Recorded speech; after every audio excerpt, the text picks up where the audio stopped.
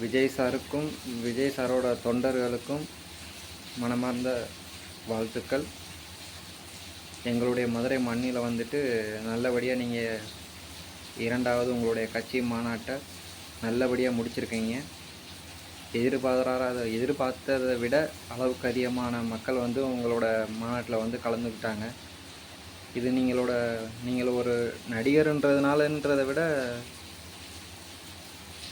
மாற்றம் வரணுன்றதுக்காக தான் இவ்வளோ கூட்டம் வந்திருக்கு.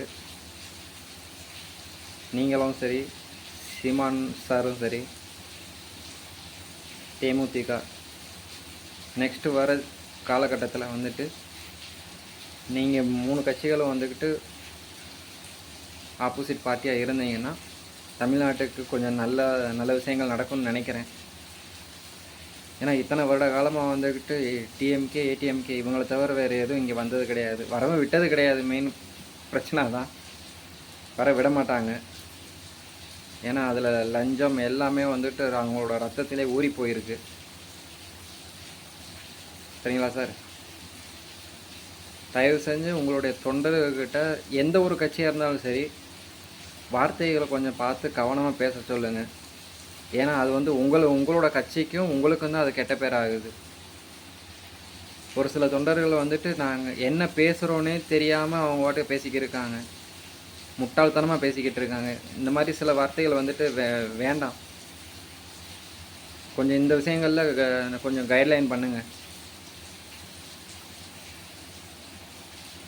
மற்றபடி 2026 வரப்போகிற எலெக்ஷனில் வந்துட்டு நீங்களும் சரி, சீமான் சாரும் சரி, இந்த கட்சிகள் வந்துச்சுன்னா கொஞ்சம் மாற்றம் ஏற்படும்ன்ற ஒரு நம்பிக்கை எங்களுக்கு இருக்குது. அவர் என்ன எவ்வளோ ஒரு அந்த வார்த்தை சொல்லக்கூடாது, இருந்தாலும் சொல்கிறேன், எவ்வளோ ஒரு கேடு கெட்டவனா கூட இருந்துட்டு போட்டு ஒரு பிரச்சனை இல்லை. ஆனால் அவர் சொல்கிற கருத்துக்கள் வந்துக்கிட்டு ரொம்ப ரொம்ப சிந்திக்கக்கூடிய விஷயங்கள்.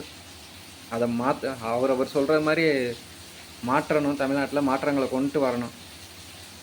ஏன் இவ்வளோ வேதனையோடு நான் சொல்லிக்கிட்டு இருக்கேன்னா, என்னமோ சொல்லிக்கிட்டு இருக்காங்க நாங்கள் அது பண்ணிட்டோம் இது பண்ணிட்டோம் அப்படின்னு. அதே மதுரை மண்ணில் இருக்கிற ஒரு கிராமத்தில் தான் நான், அது அலங்காநல்லூர் ஒன்றியத்தில் வரக்கூடிய ஒரு கிராமம் தான் எங்களுடைய கிராமம். கொண்டையம்பட்டி ஊராட்சியில் KS மீனாட்சிபுரம்னு, கோசா மீனாட்சிபுரம், கொண்டையம்பட்டி சம்பகுலம் மீனாட்சிபுரம் எங்களுடைய ஊர்லேயே வந்துக்கிட்டு இன்சிலோடு சேர்த்து வச்சுருக்கோம் நாங்கள் எங்கள் ஊருக்கு. ஆனால் இப்போ வரைக்கும் அந்த ஊராட்சியில் இருக்கிற எங்கள் ஊருக்கு இது வரைக்கும் ஒரு அடிப்படை வசதிகள் கூட கிடையாது. 2025 முடிய போகுது, இன்னும் கொஞ்சம் இன்னும் ஒரு 4-5 மாதத்தில்.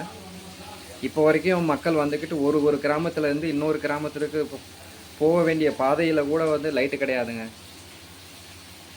அதே இருட்டில் தான் மக்கள் போய்க்கிறாங்க. எப்போ 2025 நம்ம என்னென்னமோ பேசிக்கிட்டு இருக்கோம், நம்ம அங்கே முன்னேறிட்டோம் இங்கே முன்னேறிட்டோம்னா, இதே 2025 இப்போ வரைக்கும் எங்களை மாதிரி இருக்கிற கிராமங்கள் வந்துட்டு இன்னும் எவ்வளவோ கிராமங்கள் வந்து தமிழ்நாட்டில் வந்துட்டு இந்த மாதிரி இருக்குது. அடிப்படை வசதிகள் கூட இல்லாமல் இருக்குது. கேட்டால் நாங்கள் அதை பண்ணிட்டோம் இதை பண்ணிட்டோம் அப்படின்ட்டு. நான் என் கண்ணாரே பார்த்துருக்கேன். ஃபுல்லாக எலெக்ஷன் டைமில் வந்து பணம் கொடுத்துட்டு தான் போகிறாங்க. மக்கள் வேறு வழி இல்லாமல் வாங்கிக்கிறாங்க. நான் எவ்வளோ சொல்லி புரிய வச்சுட்டேன், ஆனால் மக்கள் வாங்கிக்கிட்டு தான் இருக்காங்க. ஏன் வாங்குறாங்கன்னா, வேறு வேலைவாய்ப்பு இல்லை அவங்களுக்கு. 6500 கொடுத்துட்டாங்கன்னா அது ஒரு 3 நாள் 4 நாளுக்கோ இல்லை ஒரு வாரத்துக்கோ அவங்களோட வீட்டு செலவுகளுக்கு ஆயிரும்ன்ற அந்த ஒரு தான். ஆனால் அவங்க அந்த 3 வருஷமோ இல்லை 5 வருஷமோ என்ன நடக்குன்றதை வந்துட்டு அதை மறந்துடுறாங்க. பரவாயில்ல, தமிழ்நாட்டில் வந்துக்கிட்டு டோட்டலாக நீங்கள் மாற்றிட்டீங்க. அதாவது ஒரு 2வது மாநாட்டிலே வந்துக்கிட்டு எல்லா கட்சியிலையும் வந்துக்கிட்டு ரொம்ப ஒரு பதட்டமான நிலைமைக்கு வந்துட்டாங்க. வெளியில் வேணால் சொல்லலாம் அப்படி இப்படின்னு சொல்லிட்டு, ஆனால் ரொம்ப பதட்டம் ஆகிட்டாங்க எல்லோரும். ஒரு பயம் வர ஆரம்பிச்சிருச்சு உங்களோட இந்த கூட்டத்தை பார்த்துட்டு. நீங்கள் வந்தாலும் நல்ல விஷயங்களை செய்வீங்கன்ற ஒரு நம்பிக்கை இருக்குது. Thank you sir.